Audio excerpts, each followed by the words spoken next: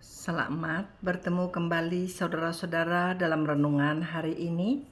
Kepada saudara-saudara yang beragama Islam, selamat merayakan ibadah puasa di bulan Ramadan ini. Salam kasih karunia dan damai sejahtera untuk saudara-saudara yang terkasih dalam Yesus Kristus.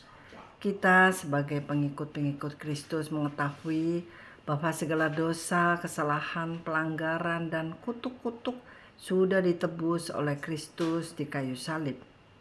Kita lihat ayatnya di Ibrani 10 ayat 16. Sebab setelah ia berfirman, inilah perjanjian yang akan kuadakan dengan mereka sesudah waktu itu. Ia berfirman pula, aku akan menaruh hukumku di dalam hati mereka dan menuliskannya dalam akal budi mereka. Jadi di era perjanjian baru ini, Tuhan mempunyai hukum, dan hukum tersebut sudah diletakkan dalam hati kita dan sudah ditulis dalam akal budi kita. Firman Tuhan tersebut sudah berada di dalam unconsciousness kita atau alam bawah sadar kita. Jadi apabila saudara mendengar seseorang membawakan firman Tuhan atau khotbah, saudara merasa sudah pernah mendengarnya, maka saudara mengatakan amin hanya untuk mengkonfirm atau mengiyakan tentang firman yang sudah pernah saudara dengar atau punya tersebut. Ibrani 10 ayat 17 mengatakan, dan aku tidak lagi mengingat dosa-dosa dan kesalahan mereka. Saudara, melalui ayat ini kita jadi mengetahui bahwa segala dosa, kesalahan, pelanggaran, dan kutuk-kutuk kita sudah tidak diingat-ingat lagi oleh Tuhan. Jadi berarti di sorga Tuhan tidak mengingat-ingat atau memutar kembali tentang apa yang kita lakukan yang membawa dosa, tetapi mengingat atau memutar perbuatan-perbuatan kita yang baik yang tidak membawa dosa. Haleluya. Ibrani 10 ayat 18.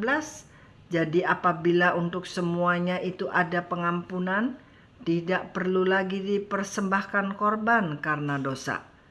Korban yang merupakan pengganti dari diri kita yang disembelih karena dosa merupakan perjanjian lama sebelum Yesus lahir. Inilah merupakan kebenaran yang telah membebaskan kita.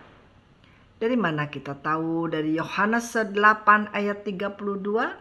Dan kamu akan mengetahui kebenaran, dan kebenaran itu akan memerdekakan kita.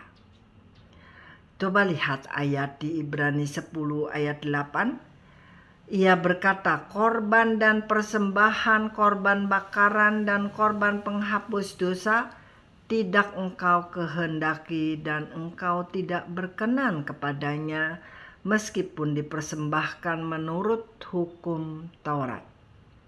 Jadi saudara, menurut perjanjian lama, banyak korban-korban, baik korban persembahan, korban bakaran, korban penghapus dosa, semuanya ini sudah diganti dengan tubuh Kristus sendiri. Tubuhnya sudah menjadi korban persembahan yang harum, sudah menjadi korban bakaran yang harusnya kita yang dihukum atau dibakar, dan korban penghapus dosa yang harusnya kita yang berdosa. Dari Ibrani 10 ayat 10 mengatakan, dan karena kehendaknya inilah kita telah dikuduskan satu kali untuk selama-lamanya oleh persembahan tubuh Yesus Kristus. Saudara, korban yang biasanya harus dilaksanakan oleh umat sekarang sudah diganti dengan tubuh Yesus Kristus sendiri yang menjadi korban. Dan hal ini berlaku satu kali untuk selama-lamanya. Itulah kebenaran yang memerdekakan kita yang sudah dinyatakan dengan ayat-ayat tersebut di atas. Bersyukur kita ucapkan karena kemerdekaan yang berlaku ini. Sekian renungan ini, salam kemenangan untuk kita.